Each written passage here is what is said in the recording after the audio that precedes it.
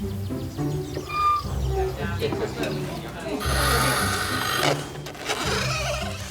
the repair shop today, it's a team effort to revive a modern design classic. Hold on. I can see it, but that's it. Yeah, do that one next. Who do you reckon's going to get to the end first? Well, I think I got my money on Jay. Give me some of that. Go. And something to test the skills of antique photography expert Brenton. It's a box of bits at the moment. There's a lot of bits. There's a lot of bits. Excellent. What do you reckon? But first, the repair shop is about to take receipt of a very special item. Hello, you all right? Yes, thank you. Natalie Cummings from Shropshire is here with a very precious family heirloom that needs rescuing. So what is this then? It's a violin. It's a violin, yeah? Restorer John Dilworth is a violin specialist and has worked on some of the world's most valuable instruments. It's in a pretty poor condition. Oh, you've got a case within a case. It's a bit like pass the parcel. There we go. Wow. Yeah, that's seen better days. Slight obvious problem there, yeah. There is a bit, isn't there? So what's the story behind this then? Well, the violin belonged to my grandfather, and it was passed to my aunt, who was sent to Auschwitz in 1939. That's some history. My Aunt Rosa was a very well-known violinist, and she was invited to play in the Berlin Philharmonic Orchestra in the mid-30s. Unfortunately, being Jewish, she was arrested, and they were all sent to Mauthausen concentration camp.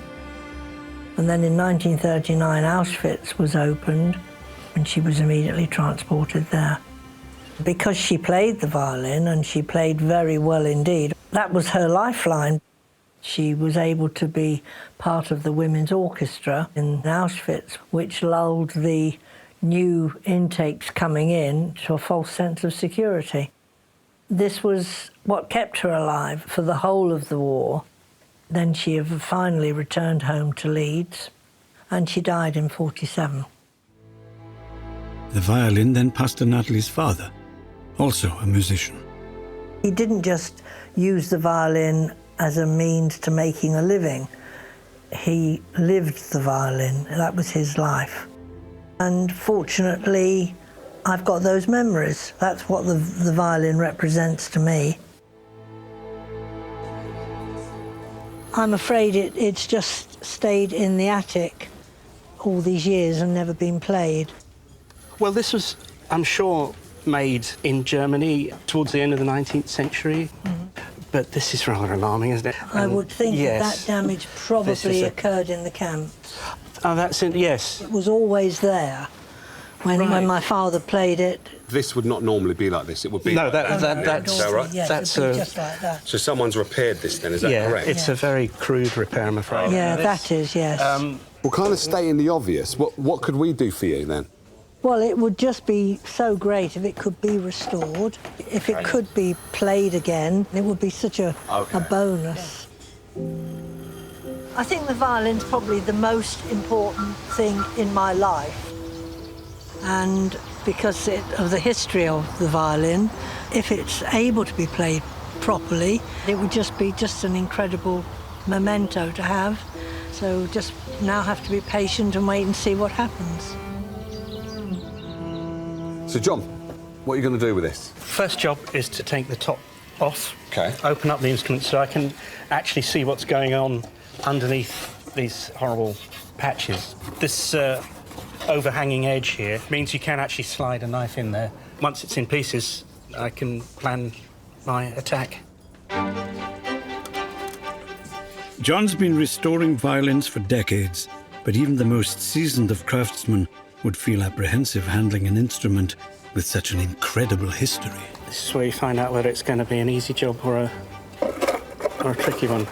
You have to find out which way the wood is splitting, and if the wood is splitting in your favour, that's great. And when you hear those nice pops, that's the glue cracking, not the wood. OK, plan B, we're going to go around the other way, attack from the other side.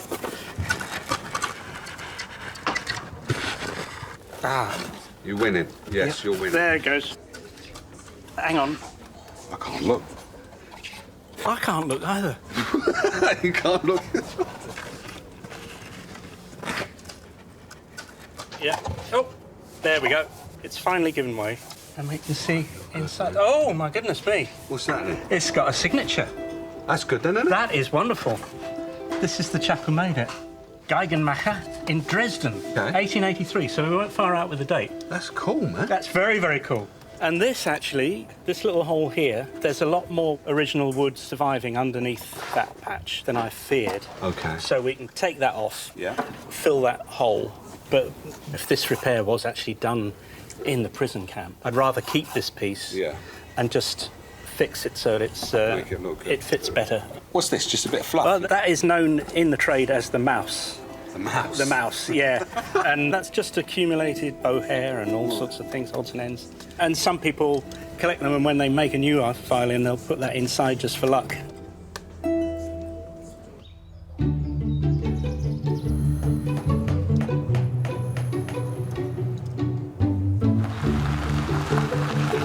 Next into the repair shop, another item steeped in European history.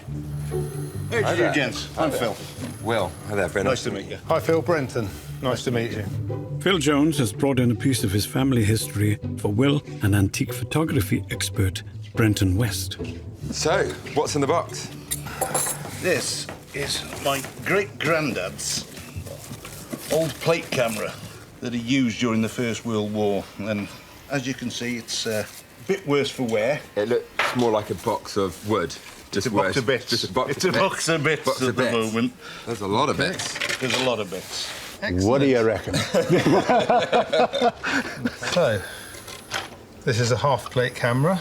It looks like a Houghton Victo. It's a good camera. It's a good mahogany brass camera from the turn of the last century, so 1900, 1910, something like that. Yeah, well, according to my mother, my great-granddad used to take pictures for the War Department during World War One. He was that's his belt buckle off his military belt. That's nice. He was in the, I think it was the South Staffordshire Regiment. It's a Staffordshire knot on there. That went through World War One with him. Really? Yeah, Battle of Hill 62 at Ypres. And, so this has actually seen the trenches? Oh, yeah. Really? It's been in the trenches. Wow. So if that's been to northern France, it's in good condition. Well, isn't it? yeah. I would like, in an ideal world, to use it again. If not, just to have it displayed properly. Do you have any other members of the family who are keen photographers? Yeah, it seems to have been passed on down the line.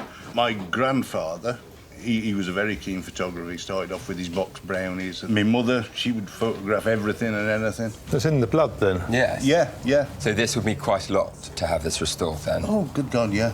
It'd mean the world. Basically, my mother's dead, my great-grandfather's dead, my grandfather's dead. I'd just love to have it back in working order, getting it working again, just in memory of them, really. Lovely. Okay. Well, we'll get cracking with that, and we'll give you a call once it's ready. Brilliant. Excellent. Thanks for coming down. Yeah. Thanks very much. Nice to meet you. Nice to meet you. Cheers. Thank you. Bye-bye. Getting my great-grandfather's camera repaired, it's more for me mother. My mother loved him, and she loved the camera. Brenton's been overhauling antique cameras for more than a decade. But this 110-year-old example is really going to test him. So we're going to be taking the bellows from this camera carefully so that we can have a pattern for remaking them. All right, that's the front of the bellows off. These bellows are made from cloth and paper. The old glue is quite brittle, so it's easy to chip off. There we go. So that's the bellows. Got holes in them everywhere, and if you hold them up to the light, they probably leak light like a sieve, which is not very good for photography. This is a big job, and if Brenton's going to get it all done, he needs help. The camera's leather strap will be down to master saddle maker Suzie Fletcher. Okay. All right, what you got The here? slight problem with the leather strap, it's looking a bit tired, and I don't know whether we need to replace it. How old is this? 110-ish years old. Really? Something like that. I feel that we can just give it a good clean and feed of conditioner, put some life back into the fibres. Can I take it with me? Yes, of course, thank you. Perfect, thanks.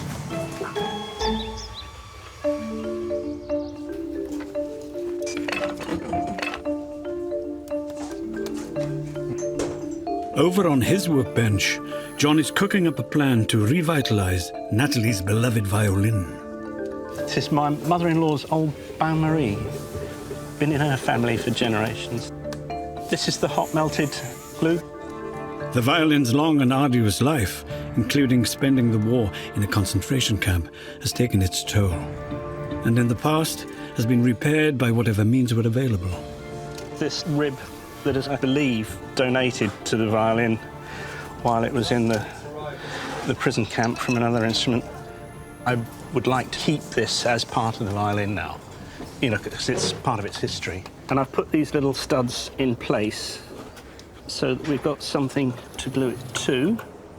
This is the first time I've done this particular job in my life, but then that's the thing with restoration. The fun of it is working out how to do it, because they're never the same twice, really. That's lovely. It's got a nice little bead of glue oozing out around the edges that tells me that that's sitting very comfortably. That's great. That's that rib fixed. This side hasn't gone quite so smoothly, but needs a bit of remedial work, but it's okay.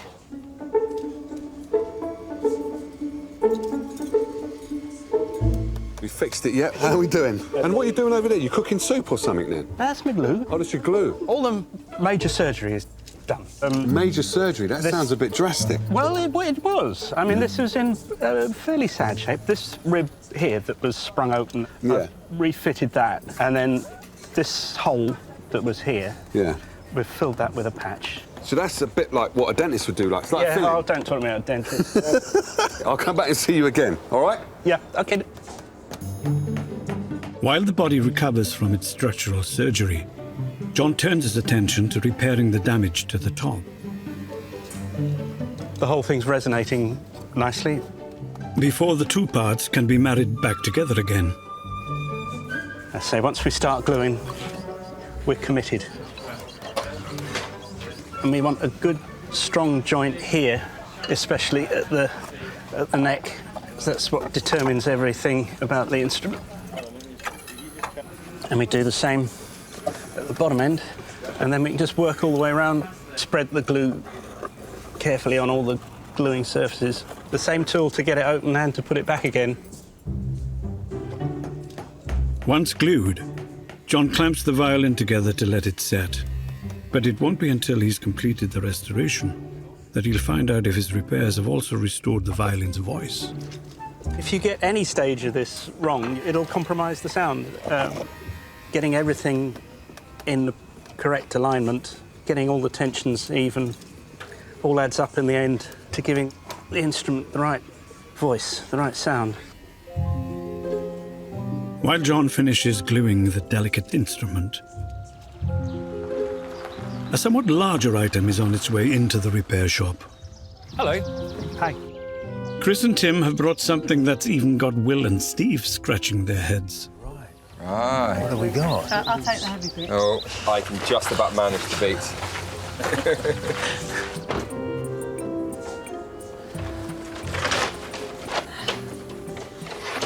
Right. It's a screen that was designed by a bloke called Alvar Aalto, who's Finnish, but obviously it's seen better days. This sort of furniture is really in vogue now. It's really funny, like fashion and music. Furniture sort of just seems to go full circle and comes back into fashion again. So it stands on its end. Yes. And you have to have it, obviously, in a sort of snake. Good word, yeah. Yeah. So, to keep it from falling over. Yeah, so you can hide things behind it, you can divide a room with it. I mean, you could do that tantalising French fan dancer, dance about behind it and get changed behind it if you want to. I thought I got the image of Steve doing that. I'm guessing more of a room divider kind of thing, or hiding your big TV or something. Ah, yes. It's articulated and it's wired together. So there's wires running through the whole of it, from one end to the other. Yeah. And this is broken off. Yes. Yeah. Is there anything else that's broken? There's a piece of damage on one of the ends. On one of the end pieces, it just snapped off. Oh, I think I've just at the end. found the broken piece here. There it is, yeah. Right. Whereabouts did you get it from? Well, it's not ours. Okay. It's our daughter Rosie's. When Rosie was a student in London about 13 years ago, there was a chap throwing it out and it was on the pavement. And she asked the chap if she could take it. So he said, well, you can have it for £6. And being a student, you know, £6 was a lot of money, but she gave it to him because she just loved it. And they've just moved into the first property that they've bought because they've got a baby now, Dylan. Oh, it's fantastic. And I know this sounds a little bit soppy as well, but now she's got Dylan, it's a thing that's part of them and their home and Dylan's future. And to make it so it will last and it won't degenerate into a pile of firewood, you know, it'll just be fab for her.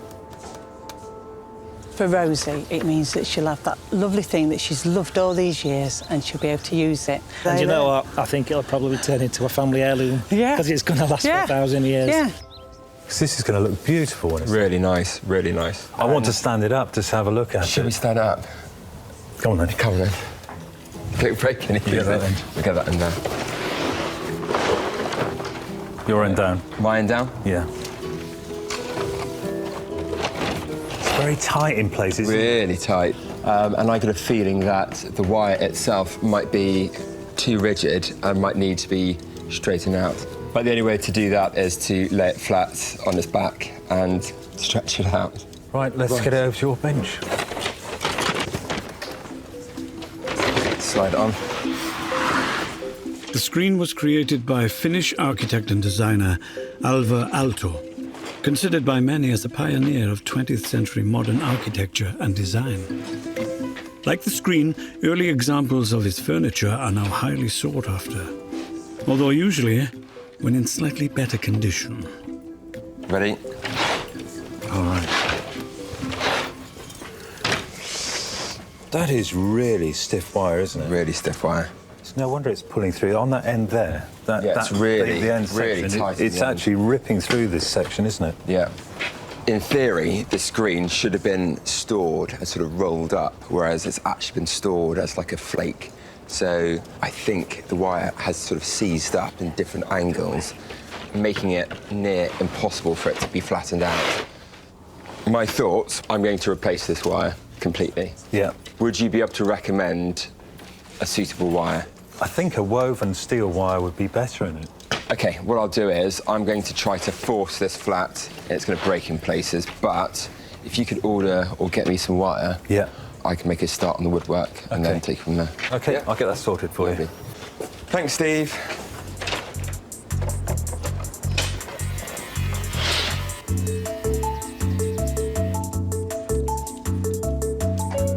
Over on his workbench, Brenton's about to make a new screen for the World War I camera. This is a clear piece of glass, and what I've got to do is I've got to grind one side of it to make it opaque.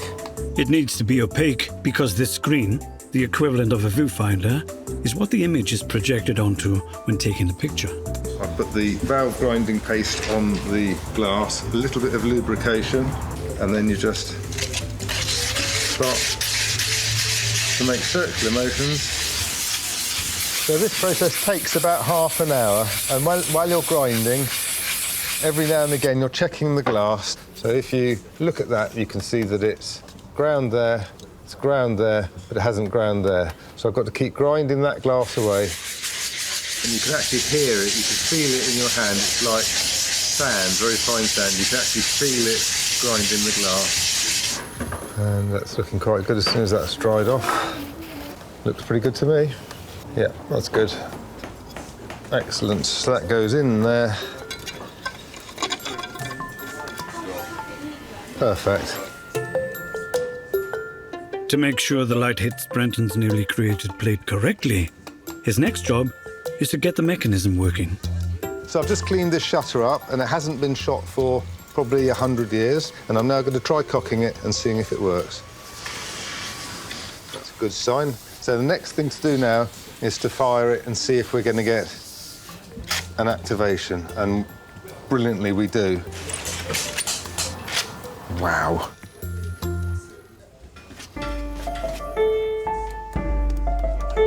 John's been waiting for the repairs to dry on the violin. I've just taken the clamps off. The glue's nice and dry now. But the next thing to do is the fingerboard. And this, I think, is very moving, really. You can actually see fingerprints in it. and to think that was happening in the prison camp and all through the long history of the violin. But unfortunately, that's all got to be smoothed out to make it playable.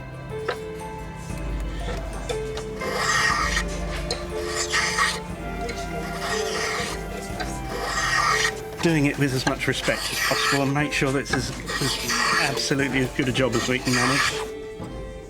It's quite an emotional thing, getting rid of the last traces of the family that have owned it. It's now ready to play on for another 100 years or more.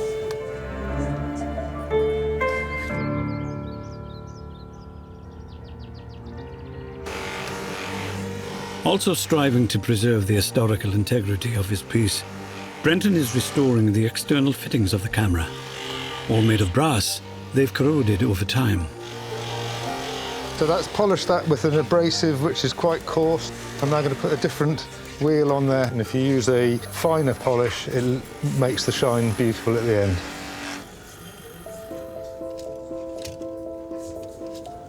With the brass elements shining again, Brenton wants to keep them that way, so he's applying a lacquer. It will fade down a bit, but it won't go green, and it'll save the owner having to worry about polishing it. Meanwhile, having finished her work on the leather camera strap, Suzie is working on a secret project for the camera's owner, Phil. He also brought a belt buckle that belonged to his relative that he'd had in the war, and we thought it'd be a nice idea as a surprise to make the belt buckle up into a usable belt for him. What I'm doing here is staining the edge of the leather. And the key is not to drip the edge stain down.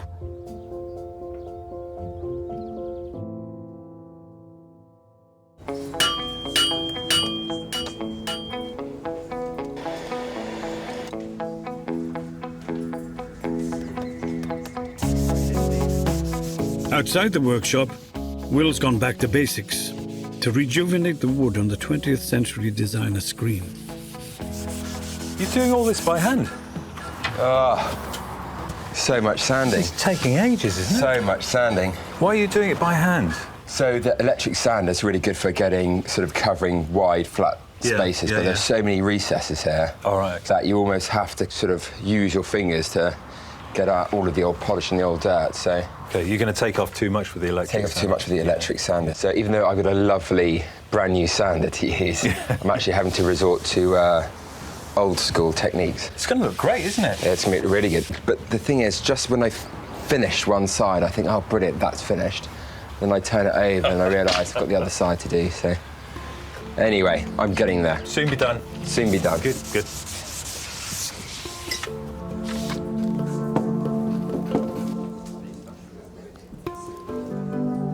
Finally, having sanded 82 slats 3 times each side, and polishing and varnishing those 82 slats each side, Will can now turn his attention to the broken piece.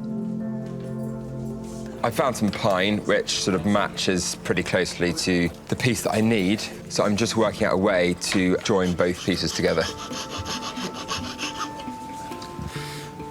So far, all Will has to show for his long hours of labour are 82 individual strips of finely polished pine. Now comes the task of transforming them back into a 20th century Nordic design classic. You ready? Have you got the wire? I have, look, what I've done. Soldered Amazing. on one end, the other end's obviously free, so you can put it through the holes. Let's give it a whirl. Now, let me just get this right. Steve, you're going to feed his wire through this? Yeah. All right, let's see this out. Let us begin. Hold on, I've got to find this hole first. Well, that's the big one. Come on, I'm in the lead. This is a race. Hold on. I can see it, but that's it. Yeah, do that one next. That's it. Look, just push it. It's not as easy as just pushing it all the way through. I guarantee you it is, mate. That's it. OK, Steve, it's not a race. You're not going to win anything. I'm just doing it. I just... Who do you reckon's going to get to the end first? Well, I think I got my money on Jay. Give me some of that. Go. Thanks for taking over, Jay. You're more than welcome, sir. You're more than welcome. That's it. Oh, whoa, we've missed one. We've missed 2. Why don't you have some sort of rhythm going, like heave-ho or something. Then you could do it in time. Well, I totally agree with you. At the beginning, we didn't have a rhythm, but now we're like the Commodores. Steve, come on, you can do it. A bit faster. You've got to the end. Neck and neck, then neck and neck, then neck and neck. No, Steve's got it. Look. Yay! There you are. I'll let him win.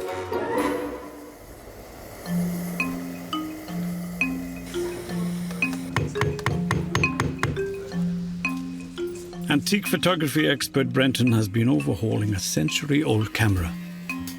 He's refurbished all the components. Now all he has to do is build a working camera from them. So it's a bit of a jigsaw puzzle. I've just started at the bottom and worked my way up.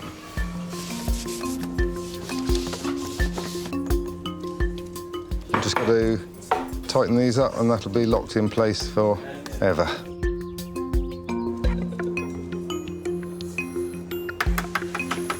How you doing, Brendan? How you getting on? Yeah, good. Just sticking the bellows on this camera. OK.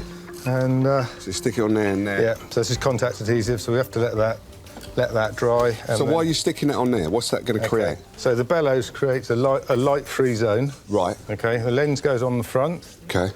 The film goes on the back. Yeah. And no light can get into that area which you use for focusing the camera by moving it backwards and forwards. I'm with you. And then obviously you've got a film in the back where it projects onto. Yeah, so it projects onto this ground glass screen. We can look through. Yeah. And see the picture on there. Yeah. And then you expose the film. All right, so it's going to be working then, isn't it? I hope so, yeah. What? You know so? Are you going to try it out? Well, I'm hopefully going to take a picture of you lot. Oh, is it? Yeah. All of the guys in here. All right, well, you best stick that together then. OK, yeah? I will do. I'll let you crack on.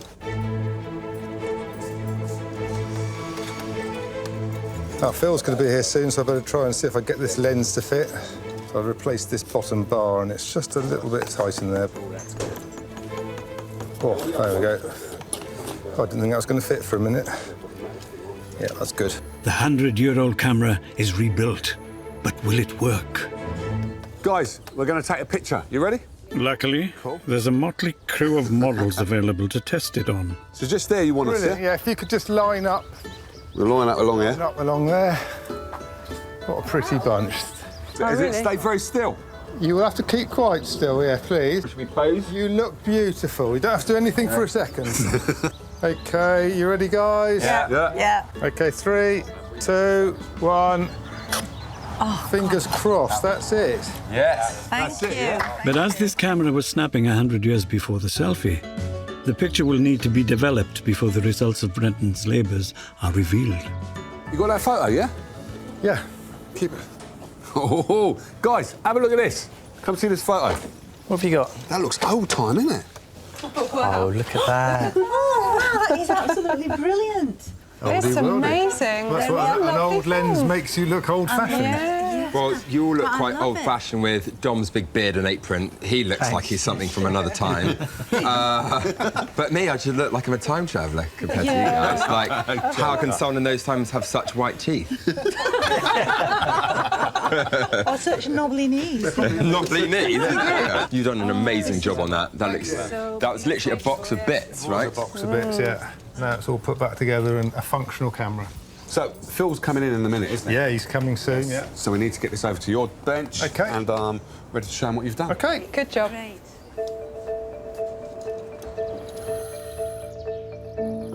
Phil Jones came to the repair shop, longing to take pictures with his great-grandfather's camera. The dreams of taking a photograph with it. My hopes were dashed, really. I thought there's no way on earth this is going to work again. If they've done anything with that, I'm going to be amazed. Nice one.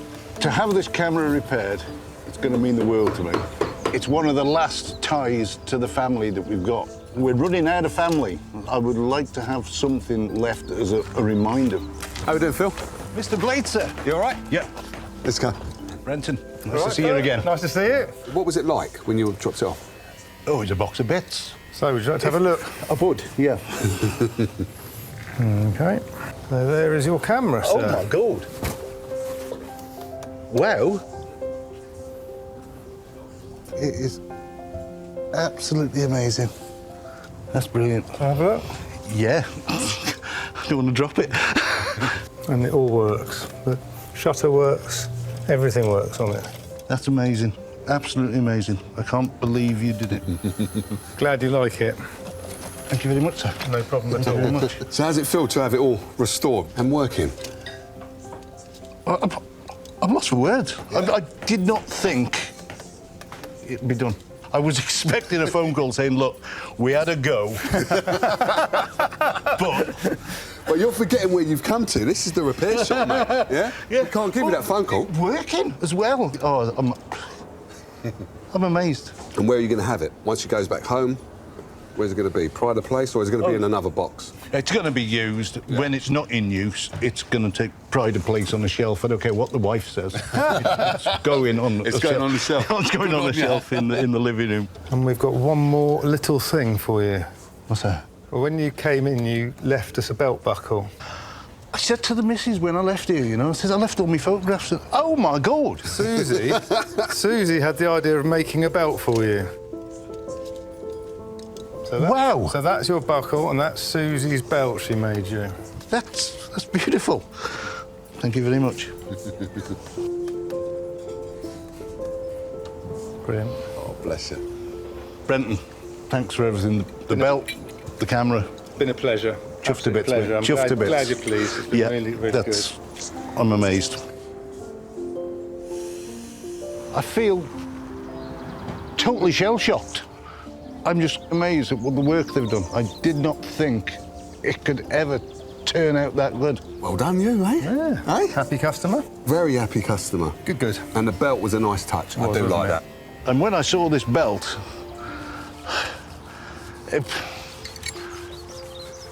I got a bit emotional, but this is something I'm going to treasure. I'm going to keep it forever.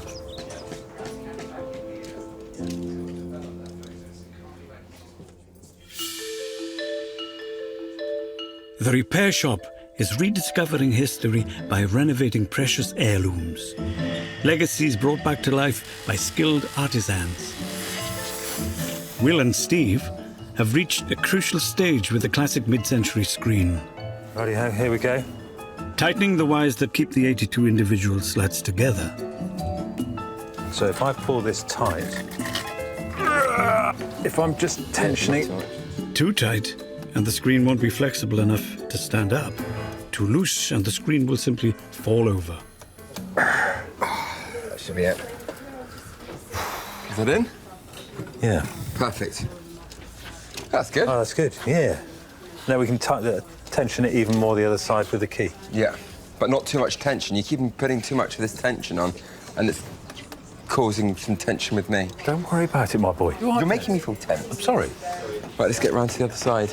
Gosh. Keep it there. You don't have to go wild. I do. The final wires are tightened. So we're going to stand it upright.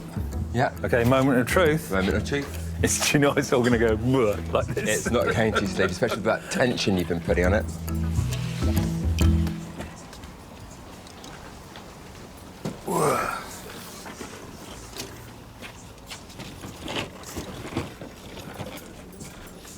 I'm really happy with that. That's fantastic. It's great, isn't it? Yeah. Yeah? Really? Steve? Yes? I don't know if you can see anything. Yeah?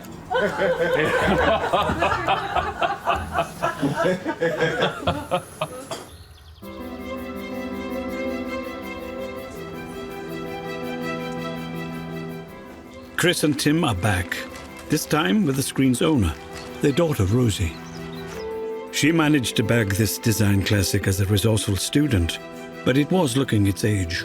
Dulled wood and wiring that had warped and twisted, leaving the screen unusable. I'm a little bit excited, but also a bit nervous because it wasn't in the best condition, and I know it wasn't. So, yeah, it's just full of trepidation, really. Hi, Will. See you. Rosie. Nice to meet you, Rosie.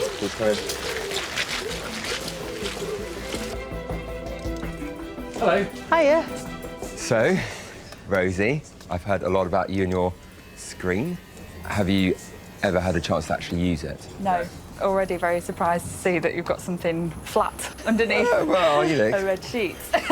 So have you never had it stood up? You know, it just didn't fold out very well. It wasn't really doing its job. Well, it's done now. Would you like to have a look? Yes, please. Okay. Oh my God, look at that. Look. No. Come and have a look. Come on. It's not the same one, is it? And it's all fixed, look. So all bits missing, bits gone. I'm in shock. Should we stand it up? Shall we? Yeah. Let's. Yeah, ready?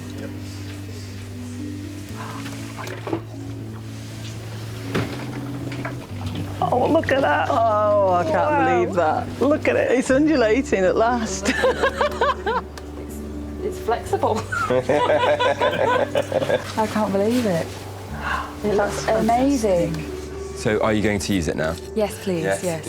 I think that would be very nice. We've just bought our own place, finally. It's taken Yeah. a long time, and this is star of the show, really, I think. I really like it, and I too have just bought my first place, and I think this would look great in my new flat. Are you willing to sell it to me? Absolutely For a fiver? not. No? No. So happy for you. That's wonderful. I can't believe that I managed to get hold of something as beautiful as this. Just never ever imagined that it'd ever look like that. So I'm really thrilled. It's such a transformation. I can't believe what an amazing job they've done of it. It just looks wonderful. Really fantastic. It's a thing of beauty, like it was when it was made originally.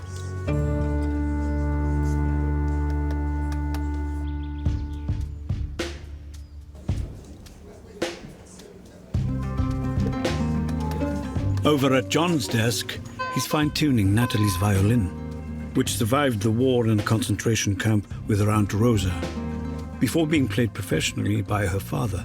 And that looks nice, John. Hello, Jay. You all right? Are you getting on? Well, it's job done.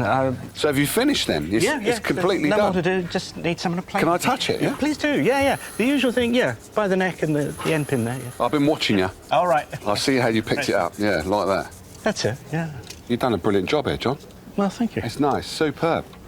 So the main thing is this violin going to sound as good as when Natalie remembers her dad playing it? Well, I would hope it sounded a lot better. I mean, when her father was playing it, it was still in that very, very damaged condition as it had come from the camp. Right. But the problem I've got, though, John, is you said that you're not going to play in front of anybody. So how are we going to hear this, then? Well, luckily, I do know a few people in the biz, you know. Oh, you should do, yeah. There's a dab hand with the old bow. OK. And he's going to come along, and it should sound as well as it's ever done. So the last thing to do is put the mass in. Yes, yeah, I guess so. This little ball of fluff had been gradually building up over the 100-odd years since it was made, and so it seems appropriate to pop it back in. In you go, back home. There. The mouse has gone home. Yeah, and the violin is finished. John's labour of love is complete. The violin has been passed down the family line, sustaining knocks and patches throughout its turbulent history, and in recent years had fallen into total disrepair. But John's biggest test remains. Has he got the violin looking and sounding as Natalie remembers? It's been part of my life for a very long time, but it's just been through so much. It's a pity it can't speak for itself.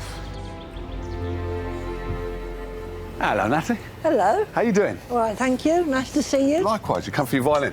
Yes, please. John? Natalie's here. Hello, Natalie. Lovely to see you. Yes, and you? So, Natalie, before we open this, how are you feeling? Oh, apprehensive. And I'm very excited, really, to see what it looks like.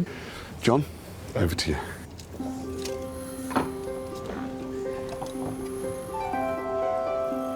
There it is. Wow. All in one piece again. Oh, it looks lovely, doesn't it?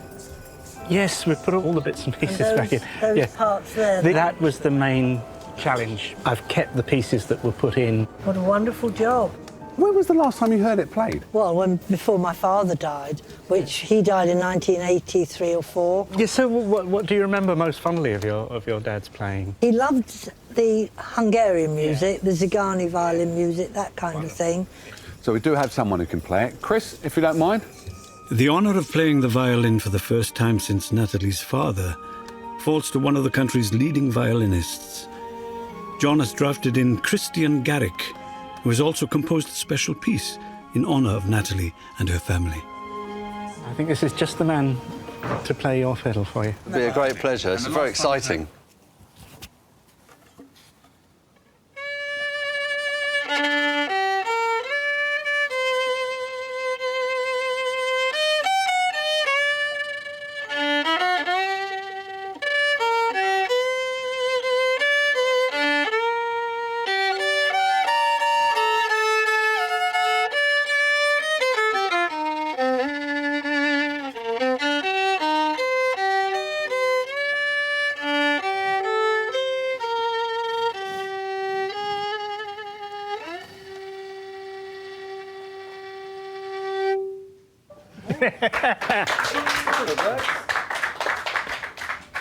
That's wonderful. Absolutely wonderful.